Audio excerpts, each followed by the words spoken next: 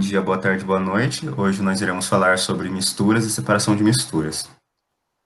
Inicialmente, para nós entendermos melhor o que é uma mistura e depois entendermos melhor como separá-las, a gente precisa entender o que é uma substância pura.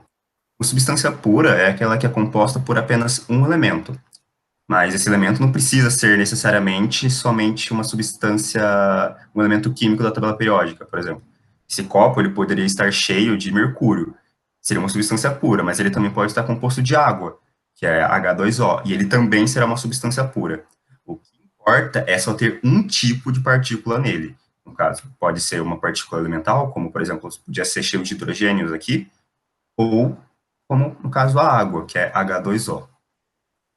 Só que é muito importante nós ressaltarmos o seguinte, não é porque uma substância ela parece uniforme que ela é uma substância pura. Por exemplo, se pegarmos esse becker, estivesse cheio de água da torneira, ele não seria uma substância pura, pois ele não teria só água aqui, ele teria água e outros sais minerais, gases e etc. Então, para a gente ter uma água pura, digamos assim, nós precisaríamos fazer um processo de destilação e fazer um processo químico para tirar esses sais minerais.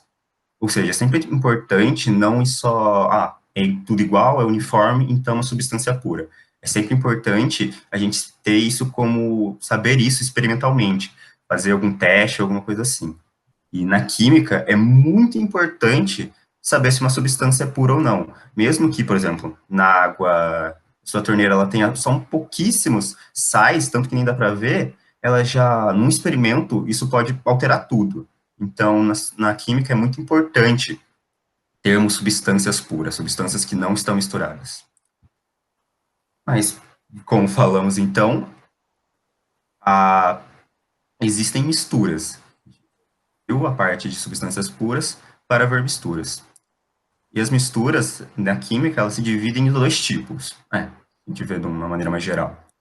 A primeira delas é de maneira homogênea. As misturas homogêneas, é o exemplo aqui da água com sal, por exemplo, ou da água da torneira, que é também uma mistura homogênea, são misturas com mais de um elemento e não vão apresentar características distoantes na substância, na solução. Por exemplo, aqui a água com sal, ela não apresenta nenhuma característica de ter mais de uma substância aqui, ela é uniforme. Então, substâncias que, quando misturadas, são uniformes, são homogêneas. E o segundo tipo de mistura, então, é o oposto. Quando misturamos uma substância com outra, eles não se misturam. Fica claro que existe mais de uma substância ali e elas não se misturam entre si e não formam água homogênea. Aqui no caso da água com óleo, a questão é que o óleo ele é uma gordura, é feito de lipídios, então quando misturado com água, a água mais densa ela fica embaixo e o óleo vai ficar em cima, e os dois não vão se misturar, eles vão ficar literalmente um em cima do outro. Então, quando a gente consegue ver que as soluções não estão misturadas, elas vão ser soluções heterogêneas. Porém, é um pouco mais complexo. Quando a gente olha, nem sempre as soluções heterogêneas vão ser desse jeitinho aqui. Nem sempre elas vão ficar, sei lá, uma em cima e outra embaixo, como aqui. Geralmente, elas podem estar como bolhas dentro dela, como um soluto, ou seja, como mineraizinhos embaixo. Você tem que conseguir ver que tem mais de uma substância aqui, mas ela aí vai variar um pouco. Nem sempre ela vai ser tão bonitinha como a água e o óleo, que não se misturam e ficam separadinhos, bonitinhos. Uma maneira mais pragmática que podemos ver esse tipo de misturas homogêneas ou heterogêneas, perdão, é pensarmos em questões de fases. Se a gente pensar, por exemplo, que aqui no óleo a gente tem uma parte com água e depois uma parte com óleo, a gente pode pensar que eles têm duas fases, a fase com óleo em cima e a fase com água embaixo. Então, substâncias com mais de uma fase são soluções heterogêneas. Aqui, por exemplo, a água e o sal, que são uma solução homogênea, como ela só tem uma fase, ela é igual, ela é homogênea. Então, você pode ter isso, uma fase homogênea, mais de uma fase heterogênea. Por enquanto, pareceu meio óbvio, parece intuitivo, mas na prática as coisas nem sempre são assim. Quando a gente vai para soluções heterogêneas, nem sempre elas são o que parecem ser, digamos assim. Aqui eu dei dois exemplos que são duas misturas heterogêneas, mas que quando você olha você não percebe. A gelatina, ela parece ser totalmente uniforme ao olho nu, mas ela é uma solução heterogênea, não homogênea. Mesma coisa o granito aqui. Então, na química, dentro das soluções heterogêneas, nós dividimos ela em dois grupos, os agregados e os colioides. Os agregados, eles são misturas heterogêneas que parecem homogêneas. Porém, quando você olha com um mecanismo eletrônico, para então olhar mais perto para essa substância, você consegue ver que ela é heterogênea. Por exemplo, aqui o granito, ele tem aqui a parte de mica e a parte de feldspar. Então, você pode ver que ele tem várias substâncias. Ele é uma mistura heterogênea, mas quando você olha para ela de longe ou sem um aparelho, ela parece homogênea. Então, o agregado, ele é uma substância heterogênea, que parece homogênea, que precisa de um equipamento de baixa resolução para conseguirmos ver que ela é, de fato, heterogênea, para conseguirmos confirmar, para conseguirmos ver as fases. Então, a parte mais importante vocês pegarem aqui é que é um equipamento de baixa resolução, ou seja, não precisa ser um equipamento muito potente para a gente conseguir ver a diferenciação entre as fases, que é diferente do colioide. O colioide, como eu tinha dado o exemplo do China, também são misturas heterogêneas, que parecem homogêneas, mas que, quando olhado mais de perto com o equipamento, a gente consegue ver as fases e ver que elas são heterogêneas. A gelatina, diferentemente do granito, que precisavam de equipamento de baixa resolução, você precisa de um equipamento de uma resolução muito alta para estar conseguindo ver as fases. Daqui você perceba que ele está com essas bolinhas, é porque ele não se misturou, ele basicamente tem a gelatina e tem a água. Os dois sofreram uma reação química, mas eles não são uniformes. E para eu conseguir ver isso, eu preciso de um equipamento com alta resolução. Então, dando uma revisão geral, agregado, mistura heterogênea, parece homogênea, que precisa de um equipamento de baixa resolução para a gente confirmar que é uma mistura heterogênea. O colioide é uma mistura de heterogênea, que parece homogênea, que precisa de um equipamento de alta resolução para a gente confirmar que ela é uma mistura heterogênea. Então, agregado baixa resolução, colioide alta resolução. Então, como a gente acabou de ver do misturas, separação sobre, perdão, misturas, a gente viu que na química nem sempre a gente vai poder trabalhar com substâncias que estão misturadas, então é muito importante a gente saber ter esses mecanismos para separá-las. A gente já faz muito isso no nosso dia a dia, separar sólido de líquido, essas coisas, e aqui a gente vai tentar passar algumas técnicas de separação para que vocês tenham exatamente os mecanismos, perdão, para conseguirem lidar com qualquer situação que você tiver na química, se você precisar de só uma solução, e não de duas ou de duas mesmo. Então, a gente começa com um exemplo mais comum e mais simples, e que provavelmente todos vocês já fizeram em algum momento da sua vida, que é a filtração. Na filtração, você vai pegar um funil e um filtro, e com isso você vai conseguir separar uma substância sólida de uma líquida. Aí o que é importante ressaltar é a parte do filtro.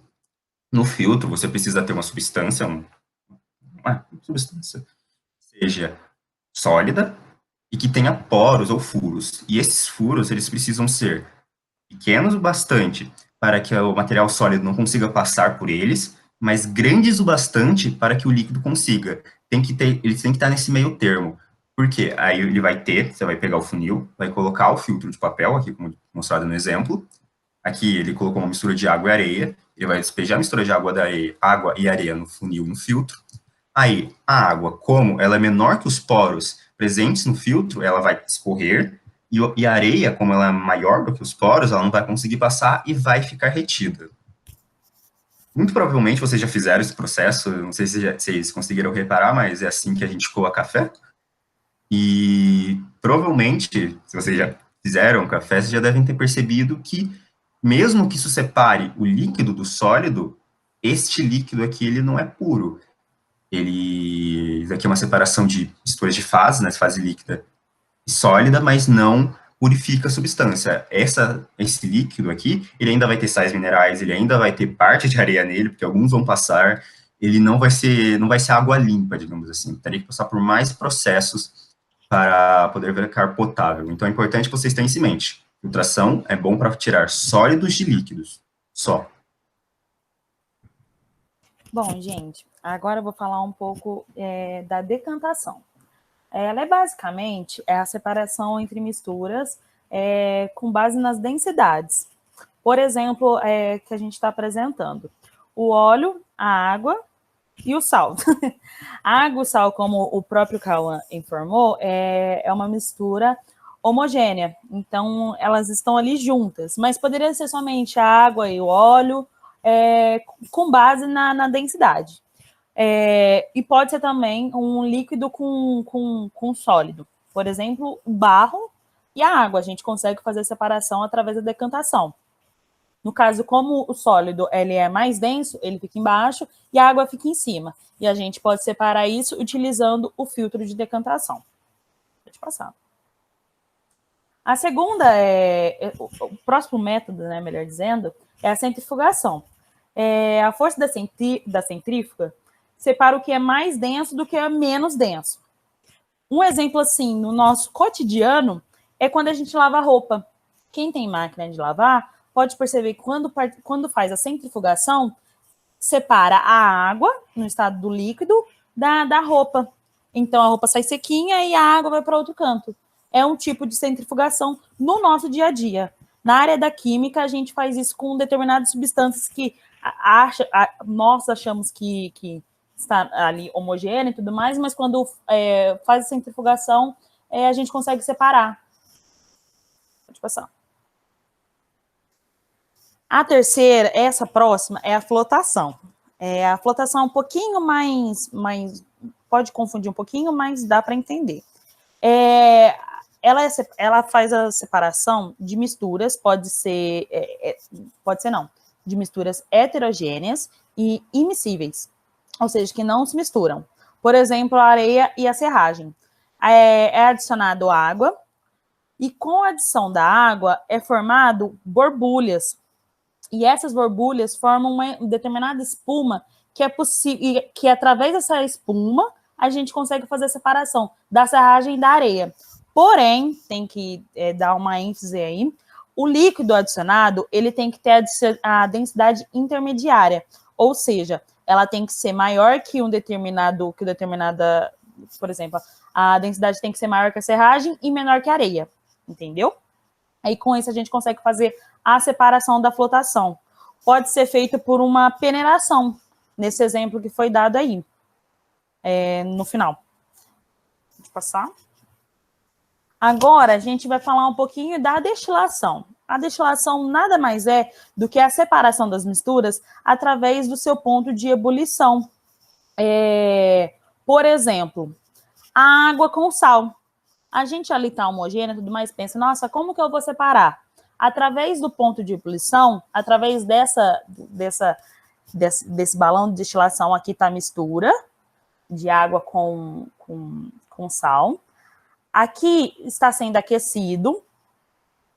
Aí a água vai evaporando, passa pelo condensador, que praticamente faz a água resfriar, e ela cai aqui no Erlenmeyer. Aí fica somente no balão o sal, no caso, e no Erlenmeyer fica somente a água. Essa é a destilação simples. Pode passar. E para finalizar, a gente tem a destilação fracionada, que é também a separação através do ponto de ebulição, porém de líquido. Por exemplo, o petróleo. Através do ponto de ebulição, a gente consegue tirar bastante coisa do petróleo. Por exemplo, começa lá com o resíduo que é utilizado para o asfalto, vai aumentando o ponto de ebulição. Como pode perceber, tem a fornalha e vai adicionando fogo, alguma coisa ali para esquentar, para começar a aumentar o ponto de ebulição. Primeiro sai o asfalto, depois o óleo lubrificante, depois o óleo combustível, a querosene, a gasolina e, por fim, o gás. O gás é o gás de cozinha. Esse é um exemplo de destilação fracionada. É pelo ponto de ebulição de líquido-líquido. Pelo seu ponto de ebulição. E também tem a opção, tem a maneira da acetona com a água, que acontece da mesma maneira. Pelo ponto de ebulição, a acetona sai líquida, como vocês podem perceber aqui, e a água fica aqui. Aí, gente, no caso da destilação fracionada, é somente líquido, tá?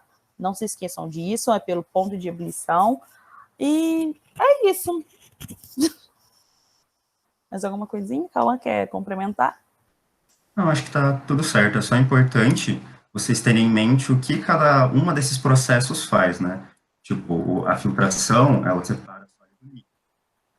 Ela separa heterogêneas com densidades diferentes, perdão. A centrifugação, misturas homogêneas com partículas com tamanhos diferentes. A flotação, mesma coisa, volta para a densidade, separa elementos com densidades diferentes. A destilação, ela separa elementos com pontos de ebulição diferentes, e a destilação fracionada é a mesma coisa, separa líquidos com pontos de ebulição diferentes.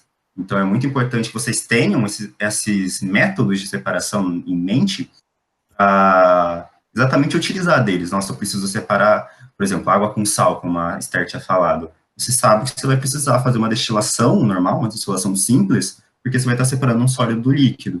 Precisa separar dois líquidos, então você sabe que você tem que fazer uma destilação fracionada. Então, é muito importante para a química que você tenha isso bem firme na sua cabeça. E que fique claro, a destilação fracionada é a separação de líquido-líquido homogêneo, porque, por exemplo, quando você vê o petróleo lá e tudo mais, a olho nu você pensa que está tudo junto ali, não tem como separar. Mas com a destilação fracionada a gente consegue tirar cada substância, por exemplo, a parafina, o óleo e daí em diante. Então, a olho nu é homogêneo, como a água e a acetona. A gente pensa que não consegue separar, mas através da destilação fracionada é possível fazer a separação, sim. Isso. E é isso. Muito obrigado. E bom dia, boa tarde, boa noite.